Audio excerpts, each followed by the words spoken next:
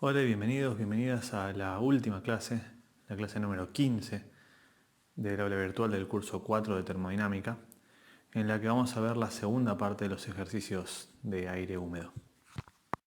Los docentes que vamos a estar acompañándolos durante todo este cuatrimestre somos Cristian Costa, como el titular del curso, Javier Oivín, como ayudante primero y quien resolvió los ejercicios de esta guía, Sofía Studereper como ayudante segunda y yo, Luis Costa, como jefe de trabajos prácticos.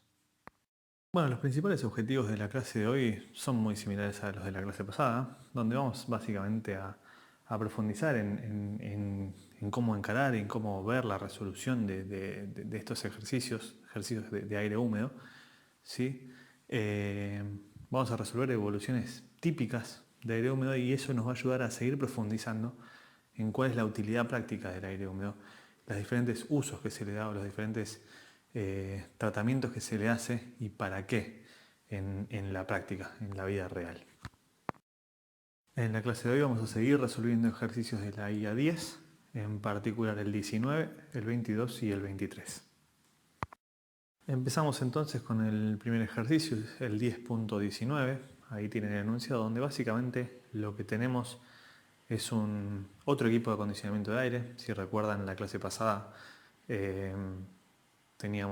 tuvimos un equipo de acondicionamiento de aire donde se calentaba aire atmosférico y luego se lo humidificaba. Este proceso de acondicionamiento de aire es distinto.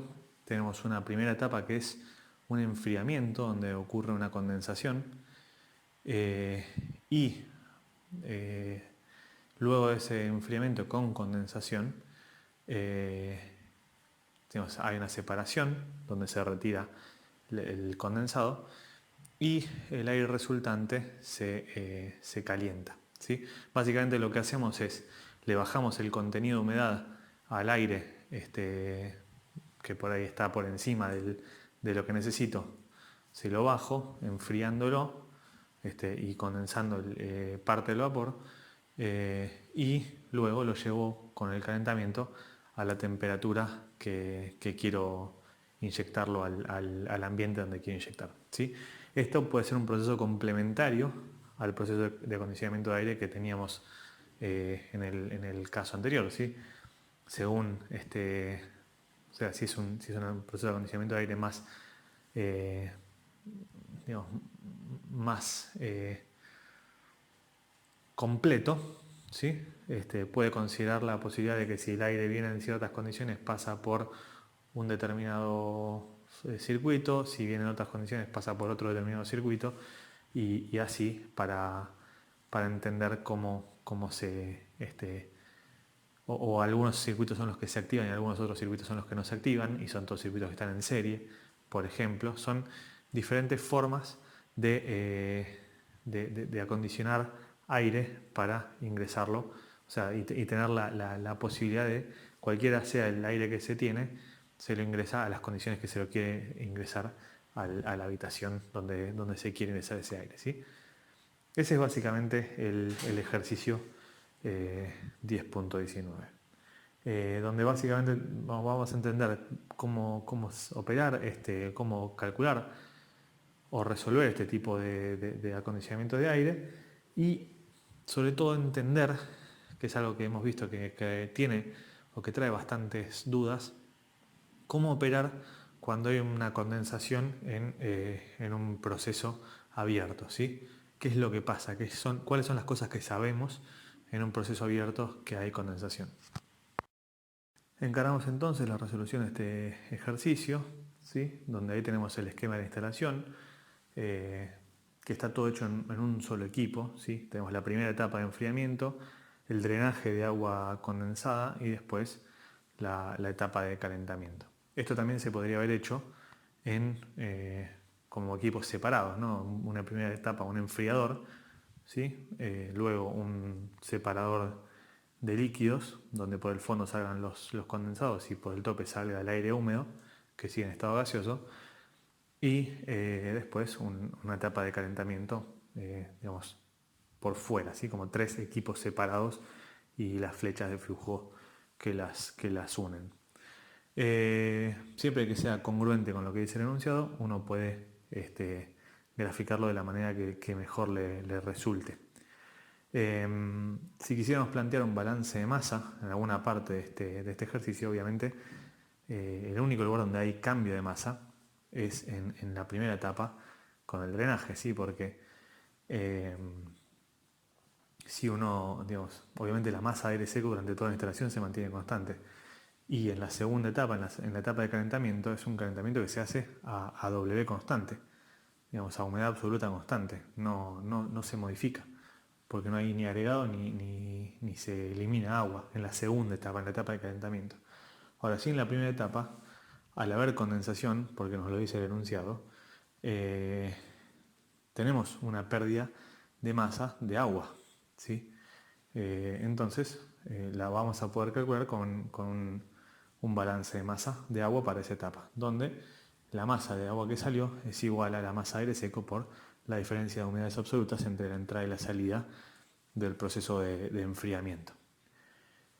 Bueno, obviamente para la resolución de este ejercicio vamos a tener que determinar los parámetros de los diferentes puntos. Con los datos que tenemos lo vamos a poder obtener. Y por ejemplo acá tenemos la determinación del estado 1, ¿sí? Donde vamos a necesitar determinar la humedad absoluta y la entalpía, como siempre. Bueno, de la misma manera que obtuvimos el estado 1, como tenemos también la temperatura de bulbo seco y la humedad relativa del estado 3, podemos hacer lo mismo y sacar la humedad absoluta del estado 3, así como hicimos con el estado 1. ¿Sí? Y como podemos ver, la humedad absoluta del estado 3 es menor que la humedad absoluta del estado 1. ¿Sí? Y eso está claro porque digamos, eso nos permite asegurar que hubo condensación. Porque si humedad absoluta es masa de vapor sobre masa de aire seco y la masa de aire seco no se modifica en toda la instalación, entonces se redujo porque hay una reducción en la cantidad de vapor que hay disuelto en este aire húmedo, ¿sí? Y eso se produce por la condensación, ¿sí? O sea, básicamente está bien, el enunciado nos lo decía, pero con esto lo podemos asegurar, ¿sí? Entonces lo que nos resta definir es el estado 2, el estado intermedio, ¿sí? Y obviamente como el paso de 2 a 3 es un calentamiento únicamente, es un calentamiento que se produce a W constante, ¿sí? A humedad absoluta constante, porque justamente como humedad absoluta es masa de vapor sobre masa de aire seco y en el calentamiento no cambia ninguno de esos dos parámetros, entonces la humedad absoluta del aire húmedo que pasa por el calentamiento no se ve modificada. Entonces la humedad absoluta del estado 2 es igual a la humedad absoluta del estado 3. ¿Sí? Y al ser iguales, y como la presión total, de nuevo, son todos enfriamientos y calentamientos, no se modifica la presión total de la mezcla, entonces la presión de vapor en el estado 2 es igual a la presión de vapor en el estado 3. ¿Sí? La presión de vapor en el estado 3 la puedo calcular. Y entonces va a ser igual a la del estado 2, que como sabemos que hay condensación, el estado 2 es un estado desaturado. ¿Sí? Y por lo tanto, estamos hablando de que podemos obtener la temperatura a la que está el aire húmedo en el estado 2. ¿Sí? Como tenemos la presión de vapor de saturación, voy a la tabla y me fijo a qué temperatura se da esa presión de vapor. Si planteamos ya habíamos planteado el balance de masa en el proceso de deshumidificación, ¿sí? En el proceso de 1 a 2. Si ahora a ese balance de masa le agregamos un balance de energía, donde el trabajo es cero, básicamente lo que nos va a quedar es que la entalpía con la que ingresó el aire húmedo va a ser igual a la suma de la entalpía con la que sale el aire húmedo en el estado 2 y la entalpía con la que sale el agua condensada. ¿Sí? Que el agua condensada obviamente está a la misma temperatura que el aire húmedo, ¿sí? Porque es una mezcla que que condensó a esa temperatura. Y que es lo que calculamos en el ejercicio anterior. Entonces lo que vamos a necesitar calcular ahora son las entalpías, que es lo que vemos ahí, y una vez que tenemos las entalpías, obtenemos el flujo másico de aire seco que circula por la instalación. Si quiero determinar, como me pide el ejercicio, el caudal volumétrico que se utiliza, bueno, voy a tener que utilizar la fórmula de gases ideales, como vemos en el final de esta hoja, donde lo que vamos a estar calculando es el flujo volumétrico de aire seco que circula por la instalación. No es el flujo volumétrico total, es el flujo volumétrico de aire seco que circula por la instalación. Es algo a tener en cuenta. Si quisiéramos calcular el flujo volumétrico de aire húmedo que circula por la instalación, el modelo de gas ideal que voy a tener que utilizar es distinto en el R. ¿Sí? El R va a ser R del aire seco más R del vapor por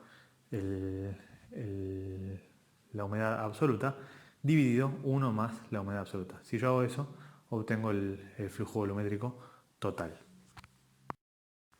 Bueno, en la hoja anterior lo que calculamos en realidad fue el volumen específico, ¿no? Uno puede, a partir del modelo de gases ideales, calcular directamente el flujo volumétrico, separando el volumen específico, o sea, haciéndolo como flujo volumétrico dividido flujo másico, o puede calcular, como hizo acá Javier, el volumen específico y luego multiplicarlo por el flujo másico de aire seco.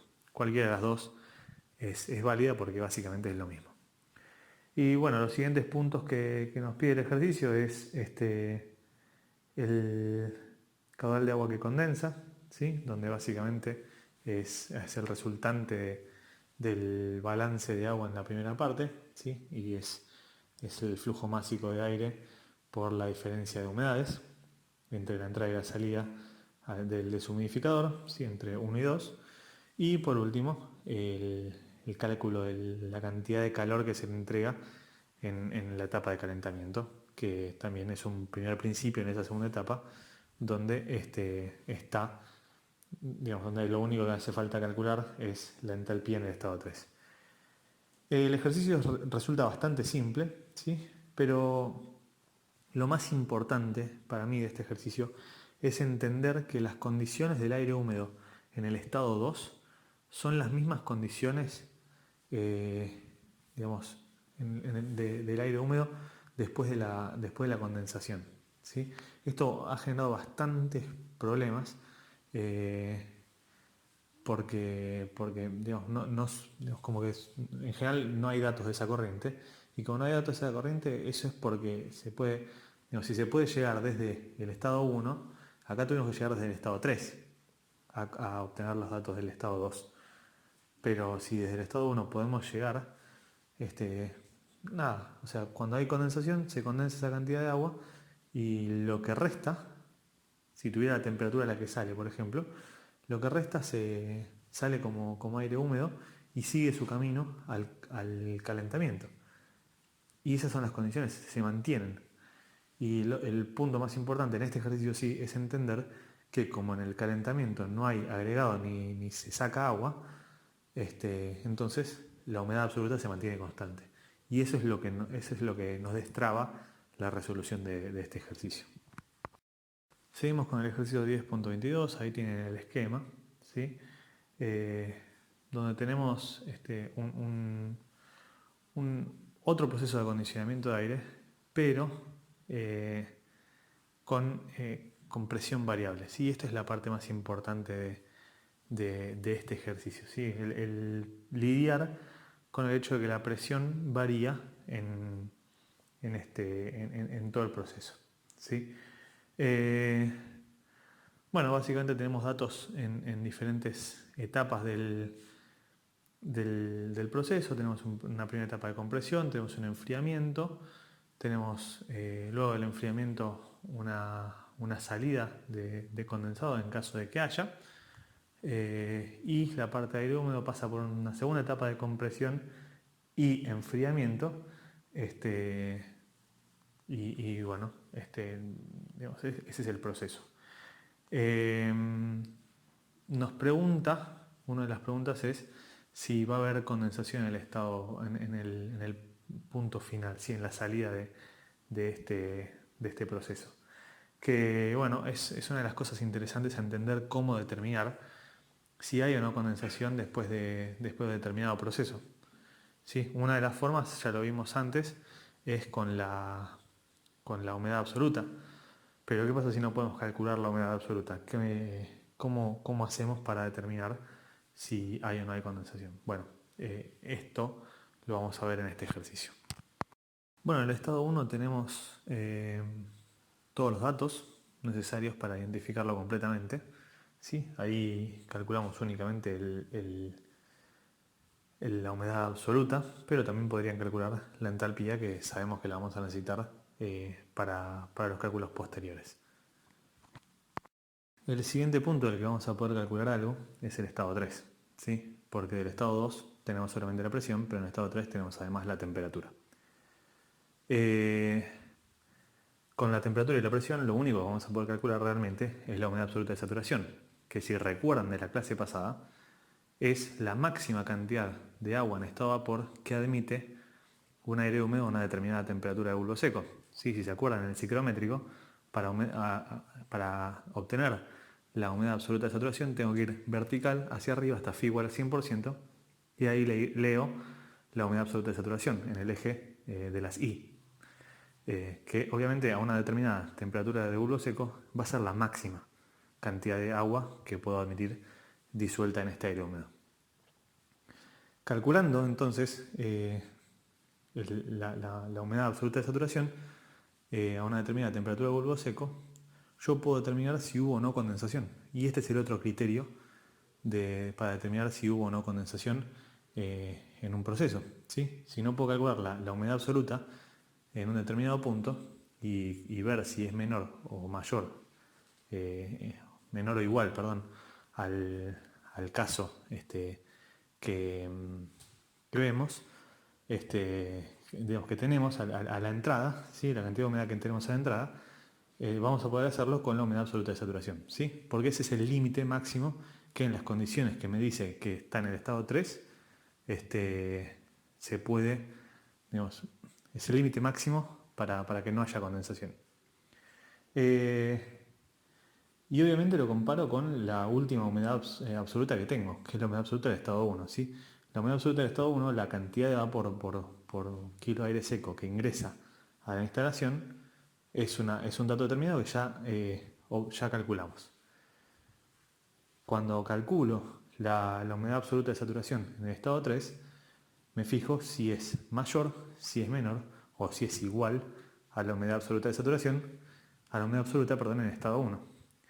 Si la humedad absoluta de saturación en el estado 3 es mayor que la humedad absoluta en el estado 1, lo que obtengo ahí es que el estado 3, a esa temperatura y esa presión, me admite más agua de la que entró en el estado 1. O sea que claramente no hubo condensación. Si es igual, admite exactamente la misma cantidad de agua que entró en el estado 1. Entonces no hubo condensación, pero el phi, o sea, el estado 3 es un estado de saturación.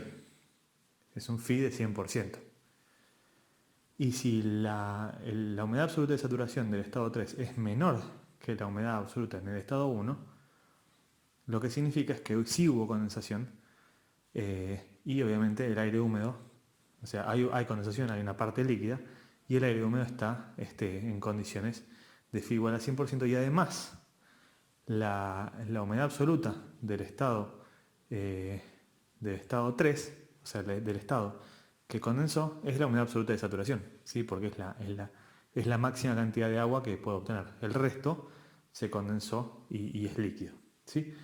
En este caso, la humedad absoluta de saturación en el estado 3 es menor a la humedad absoluta en el estado 1, ¿sí? Entonces, lo que me dice básicamente es que hubo condensación. El estado 3 es un estado saturado, donde la humedad absoluta es la de saturación del estado 3 y hay una cantidad de agua que condensó, que obviamente va a ser la diferencia entre la saturación y el estado, o sea, entre el estado 3, que es un estado 3 de saturación, y el estado 1. Bueno, seguimos entonces con los estados 4 y 6, donde el estado 4 es lo mismo que el estado 3, la fase gaseosa del estado 3. En el estado 3 tenemos una mezcla de líquido y un gas. Sí, el gas es el aire húmedo que está en estado de saturación, y hay un líquido que condensó. ¿Sí? Luego de ese estado 3 se pasa por una separación física, no hay una transformación, ¿sí? Solamente es una separación física donde se retira la parte líquida y la parte gaseosa sale por el tope y es el estado 4. Entonces, el aire húmedo del estado 4 tiene las mismas condiciones del aire húmedo que el estado 3. Es un estado saturado y donde la humedad absoluta es la humedad absoluta de saturación a la temperatura del estado 3. Sí, de hecho la temperatura del estado 4 es exactamente la misma que la temperatura del estado 3. Y después tenemos el estado 6, donde tenemos únicamente temperatura y presión también. Y vamos a hacer lo mismo que hicimos con el estado 3, determinar si hubo o no hubo condensación en esa última etapa de compresión y enfriamiento. ¿Sí? Y básicamente lo que vamos a hacer es eso, obtener la humedad absoluta de saturación en el estado 6, que es la máxima cantidad de vapor que admite un aire húmedo en las condiciones del estado 6, y compararla con la cantidad de vapor que ingresó a esta etapa de compresión y enfriamiento en el punto 4. ¿Sí?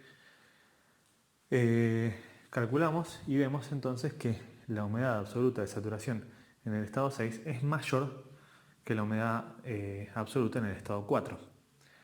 Por lo tanto, lo que podemos decir es que no solamente no condensó, sino que no se saturó tampoco. O sea que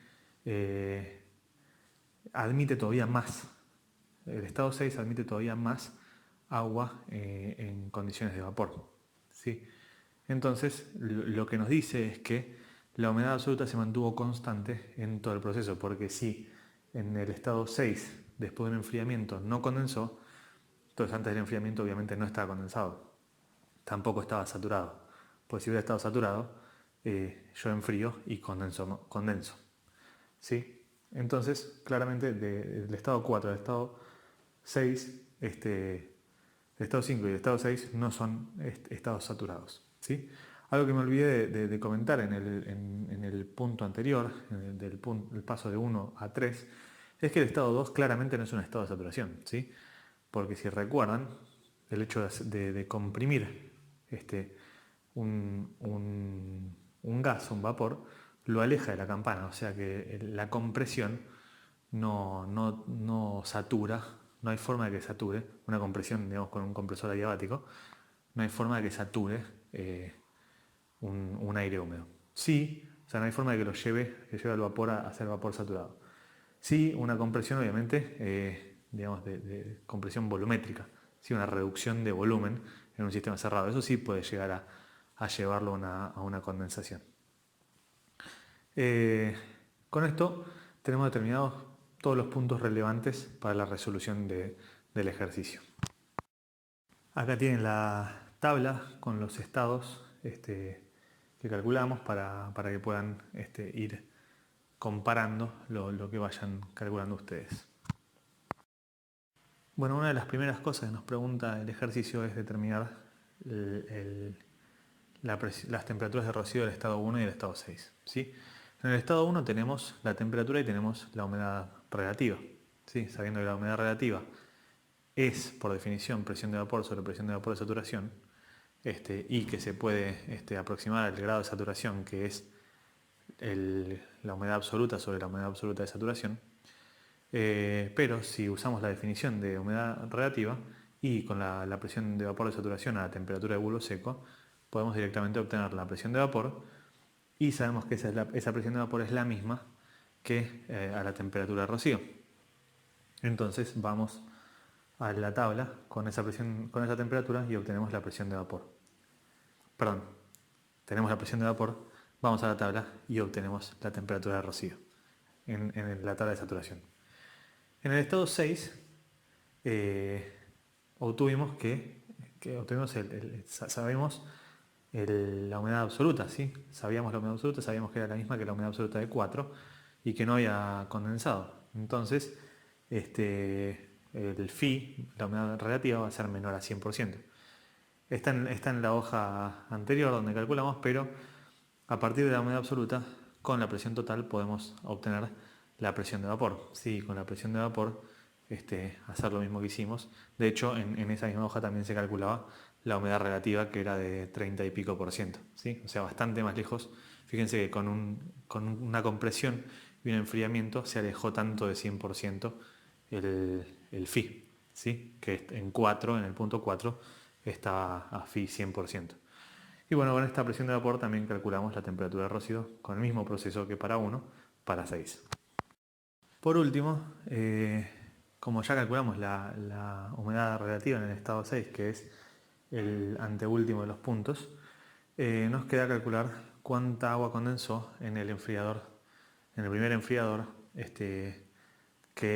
porque nos dice obviamente que si eventualmente se condensó en el último enfriador, calcular también cuánta agua condensó ahí. Pero como ya sabemos que no condensó, tendremos que calcular solamente la del primer enfriador. Para hacer eso, lo primero que tenemos que hacer es calcular el caudal másico, ¿sí? Y para calcular ese caudal másico, tenemos el dato del caudal volumétrico que circula que entra a la instalación. Sí, esto es muy importante porque es muy importante entender que este caudal volumétrico es del estado 1. ¿Sí? Apenas pasa por el compresor, ya el caudal volumétrico cambió. El caudal másico no cambió, pero el caudal volumétrico sí cambió. Y lo que vamos a usar es, obviamente, la fórmula de gases ideales con este caudal volumétrico. ¿Sí?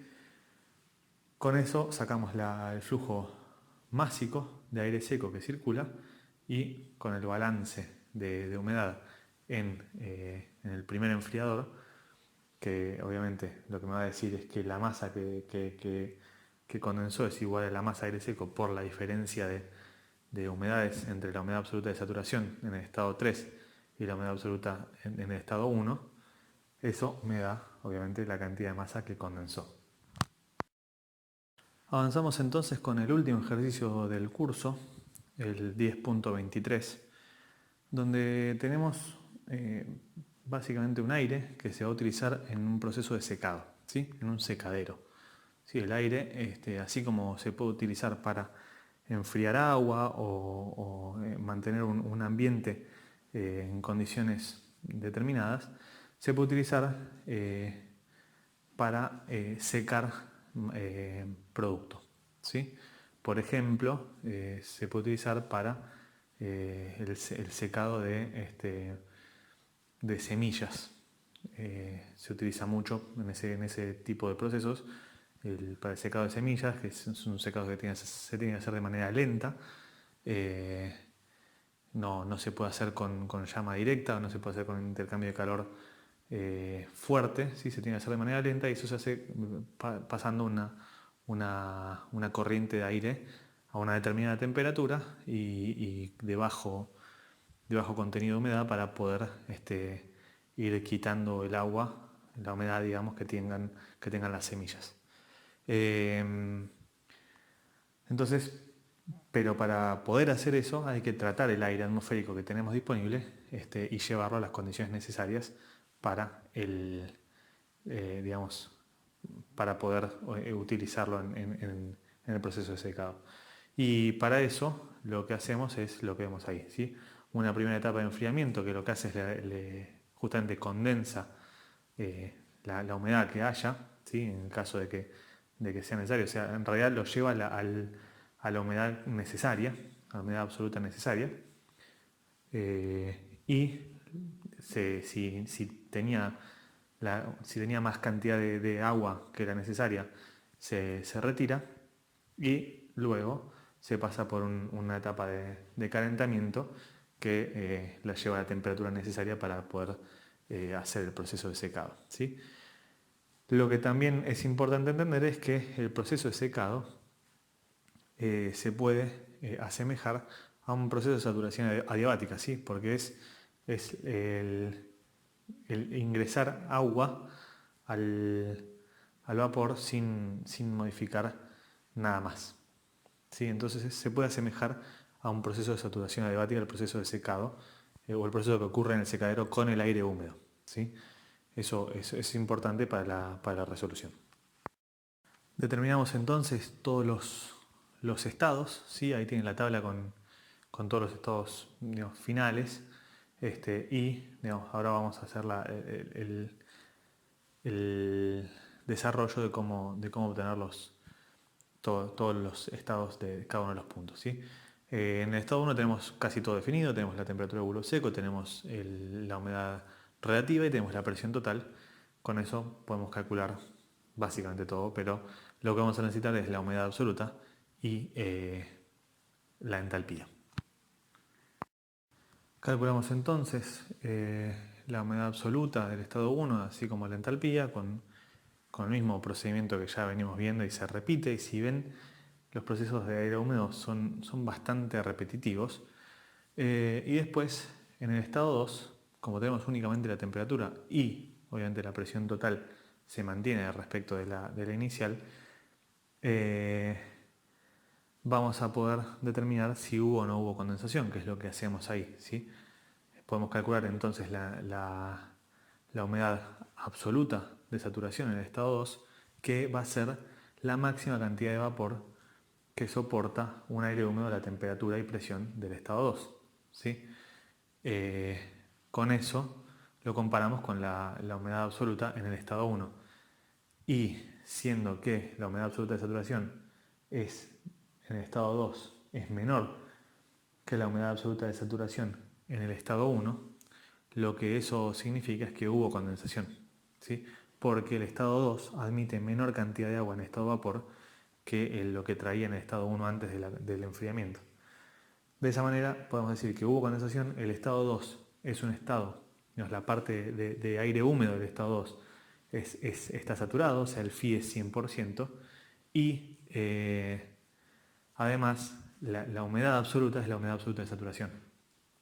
¿Sí? Es esa la humedad absoluta del estado 2, porque se condensó agua y el aire húmedo que quedó en Phi igual a 100 y en estado de saturación. Al igual que el ejercicio anterior, el estado 3 tiene las condiciones del aire húmedo que había en el estado 2. ¿Sí? Porque si recuerdan, el separador de líquidos hace solamente eso, es una separación física que saca el líquido condensado que estaba en el estado 2 y lo separa de la parte de aire húmedo para que el aire húmedo siga su camino. ¿Sí? Entonces el estado 3 es un estado saturado que está también a 14 grados centígrados porque no pasa nada en ese más que una separación física, y tiene la humedad absoluta de saturación y la entalpía de la parte aire húmedo del estado 2. ¿Sí? El estado 2 es una composición entre aire húmedo y líquido. ¿Sí? Si yo quisiera calcular la entalpía de ese punto, tendría que calcular la entalpía total, o sea, la componente de la parte líquida y la componente de la parte de aire húmedo. Mientras que la de estado 3, la entalpía, es solamente la componente del aire húmedo del estado 2. Es lo mismo que tener una mezcla líquido-vapor cuando hablábamos de vapores. Exactamente lo mismo. Con la única diferencia que la parte de vapor en este ejercicio o en este tipo de ejercicios se puede tomar como un gas ideal. Después seguimos con el estado 4. ¿Sí? El estado 4 es la salida de un calentamiento. O sea, entra un estado saturado, se calienta. Obviamente no va a haber saturación, no va a haber condensación en ese proceso. Y el proceso es a humedad absoluta constante. Entonces la humedad del estado 4 es igual a la humedad absoluta del estado 3. A partir de eso podríamos calcular el Phi y vamos a poder calcular también la entalpía del estado 4. Decíamos que podíamos calcular la entalpía del estado 4. Ahí vemos que se puede, ya tenemos la humedad absoluta, tenemos la temperatura de bulbo seco del estado 4 y ya podemos calcularla. ¿Sí? El siguiente punto que queda es el estado 5, con la temperatura de bulbo seco y sabiendo que el proceso del secadero es un proceso de saturación adiabática para el aire húmedo, Entonces la entalpía del estado 5 es igual a la entalpía del estado 4, que es la que calculamos recién. Con la temperatura de bulbo seco podemos calcular entonces la humedad absoluta del estado 5. Termino de determinar los valores que me pide la tabla del estado 5, ¿sí? Y lo que resta es calcular el flujo másico para poder seguir resolviendo el ejercicio. Y de la misma manera que en el ejercicio anterior, el flujo másico lo voy a calcular a partir del flujo volumétrico que me lo dan en el estado 1, ¿sí? Es en el único estado en el que puedo usar la presión, la temperatura y la humedad absoluta para transformar este flujo volumétrico en flujo másico. ¿Sí? Recuerden que inmediatamente después de la primera operación, en este caso es un enfriamiento, el flujo volumétrico de aire cambió y cambia punto a punto después de cada operación. Mientras que el flujo másico de aire seco no cambia. Entonces, aplico la fórmula de gases ideales al punto donde me dan, con los datos, de donde me dan el flujo volumétrico. En este caso es el dato de la entrada, ¿sí? Después, por primer principio, tanto en ambos, en el enfriador como en el calentador, puedo obtener el valor del calor intercambiado. Por último, calculamos la cantidad de agua condensada en la primera etapa, que es el flujo másico de aire seco por la diferencia de humedades absolutas entre la entrada y la salida del primer enfriamiento, ¿sí? Y lo mismo es para el cálculo de la cantidad de agua absorbida en el secadero, flujo másico de aire seco por la diferencia de humedades absolutas entre la salida y la entrada del secadero. Resta únicamente el gráfico ciclométrico esquemático, y acá lo ven, donde básicamente se puede graficar todo en un mismo ciclométrico porque todo ocurre a la misma presión. Entonces básicamente vemos cómo los diferentes puntos, vemos por qué ocurre la condensación del punto 1 al punto 2, y bueno, nada, con esto concluimos el ejercicio 10.23 y además el curso 4. Bueno, esto ha sido todo por hoy. Si tienen alguna consulta con respecto a cualquiera de los ejercicios que resolvimos en esta clase, vamos a estar abriendo temas de discusión en el campus para que todos tengan acceso a las preguntas de todos y se parezca lo más posible a una situación de clase en la que uno levanta la mano y hace la pregunta, todos la escuchan, todos escuchan también la respuesta y así generamos esa dinámica de aprendizaje conjunto, ¿sí? Entonces vamos a estar generando temas de discusión para que cada uno pregunte por cada uno de los ejercicios que resolvimos en esta clase y tema de discusión extra para los otros ejercicios de la guía que pueden surgir como consultas. Háganlas, aprovechen el tiempo y aprovechen para hacer las consultas ahora, que como siempre decimos, no hay preguntas tontas. Sí pasa que hay respuestas tontas y en general pasan en los exámenes y es lo que queremos evitar, ¿no? Queremos evitar que lleguen hasta la situación de examen con dudas y sea ese el momento en el que aparecen esas dudas, ¿sí? Las dudas tienen que aparecer en clase y tienen que hacerlas a los docentes para poder aprender, como contábamos, para poder entender lo que hacemos y poder tener el conocimiento necesario para aprobar el examen. Muchas gracias por su atención, espero sus consultas y buena semana.